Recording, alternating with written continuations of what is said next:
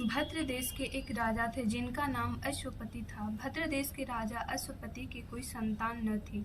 उन्होंने संतान की प्राप्ति के लिए मंत्रोच्चारण के साथ प्रतिदिन 1,00,000 आहुतियां दी। 18 वर्षों तक यह क्रम जारी रहा। इसके बाद सावित्री ने प्रकट होकर उन्हें वर दिया कि राजन, तुझे एक तेजस्वी कन्या पैदा होगी। सावित्री देवी की कृपा से जन्म लेने के कारण से कन्या का नाम सावित्री रखा गया। कन्या बड़ी होकर बेहद रूपवान हुई। योग्य वर न मिलने की वजह से सावित्री के पिता दुखी थे। उन्होंने कन्या को स्वयं वर तलाशने भेजा। सावित्री तपोवन में भटकने लगी। वहां साल्व देश के राजा घुमतसेन रहते थे। उन्होंने उनका राज्य घुमतसेन रहते थे क्योंकि उनका राज्य किसी ने छीन लिया था। उनके पुत्र सत्यवान को देखकर सावित्री के पति के रूप में उनका वरण किया। ऋषि राज नारद को यह बात पता चला तो वह राजा अश्वपति के साथ पास पहुंचे और कहा कि हे राजन, यह क्या कर रहे हैं आप?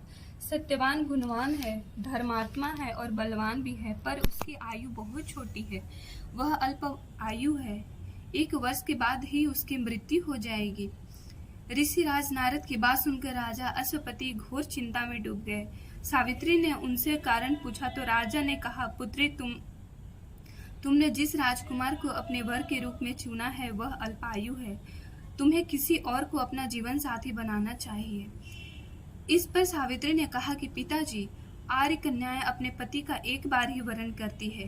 राजा एक बार ही आज्ञा देता है और पंडित एक बार ही प्रतिज्ञा करते हैं और कन्यादान भी एक बार ही किया जाता है। सावित्री हठ करने लगी और बोली, मैं सत्यवान से ही विवाह करूंगी। राजा अश्वपति ने सावित्री का विवाह सत्यवान से करा दिया। सावित्री अपने ससुराल पहुंचते ही सास ससुर की सेवा करने लगी। समय बीतता चला गया। नारद मुनि ने सावित्री को पहले ही सत्यवान की मृत्यु के दिन के बारे में बता दिया था। वह दिन जैसे जैसे करीब आने लगा, सावित्री अधीर होने लगी। उन्होंने 3 दिन पहले से ही उपवास शुरू कर दिया। नारद मुनि द्वारा कथित निश्चित तिथि पर पितरों का पूजन किया। हर दिन की तरह सत्यवान उस दिन भी लकड़ी काटने जंगल चले गए। साथ ही सावित्री भी गई। जंगल में पहुंचकर सत्यवान लकड़ी काटने के लिए एक पेड़ पर चढ़ गए। तभी उनके सिर में तेज दर्द होने लगा। दर्द से व्याकुल सत्यवान पेड़ से नीचे उतर गए। सावित्री अपना भविष्य समझ गई। सत्यवान के सिर को गोद में रखकर सावित्री सत्यवान का सिर सहलाने लगी। तभी वहां यमराज आते दिखे। यमराज अपने साथ सत्यवान को ले जाने लगे। सावित्री भी उनके पीछे पीछे चल पड़ी। यमराज ने सावित्री को समझाने की कोशिश की कि यही विधि का विधान है, लेकिन सावित्री नहीं मानी। सावित्री की निष्ठा और पति परायणता को देख कर यमराज ने सावित्री से कहा कि हे देवी, तुम धन्य हो, तुम मुझसे कोई भी वरदान मांगो। सावित्री ने कहा कि मेरे सास ससुर वनवासी और अंधे हैं, उन्हें आप दिव्य ज्योति प्रदान करें। यमराज ने कहा, ऐसा ही होगा, जाओ, अब लौट जाओ। लेकिन सावित्री अपने पति सत्यवान के पीछे पीछे चलती रही। यमराज ने कहा, देवी, तुम वापस जाओ। सावित्री ने कहा, भगवान, मुझे अपने पतिदेव के पीछे पीछे चलने में कोई परेशानी नहीं है। पति के पीछे चलना मेरा कर्तव्य है। यह सुनकर उन्होंने फिर से उसे एक और वर मांगने के लिए कहा। सावित्री बोली, हमारे ससुर का राज छीन गया है, उन्हें पुनः वापस दिला दे। यमराज ने सावित्री को यह वरदान भी दे दिया और कहा, अब तुम लौट जाओ। लेकिन सावित्री पीछे पीछे चलती रही। यमराज ने सावित्री को तीसरा वरदान मांगने को कहा। इस पर सावित्री ने 100 संतान और सौभाग्य का वरदान मांगा। यमराज ने इस वरदान को भी सावित्री को दे दिया।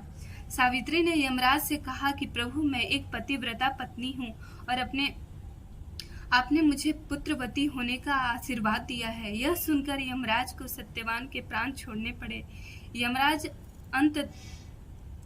यमराज अंतर्ध्यान हो गए और सावित्री उसी वट वृक्ष के पास आ गई जहां उसके पति का मृत शरीर पड़ा था। सत्यवान जीवंत हो गया और दोनों खुशी खुशी अपने राज की ओर चल पड़े। दोनों जब घर पहुंचे तो देखा कि माता पिता को दिव्य ज्योति प्राप्त हो गई है। इस प्रकार सावित्री सत्यवान चिरकाल तक राज्य सुख भोगते रहे। अतः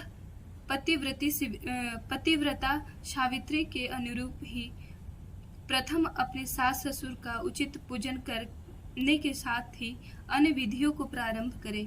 वट सावित्री व्रत करने और इस कथा को सुनने से और उपवासक के वैवाहिक जीवन या जीवन साथी की आयु का किसी प्रकार का कोई संकट आए भी तो वो टल जाता है।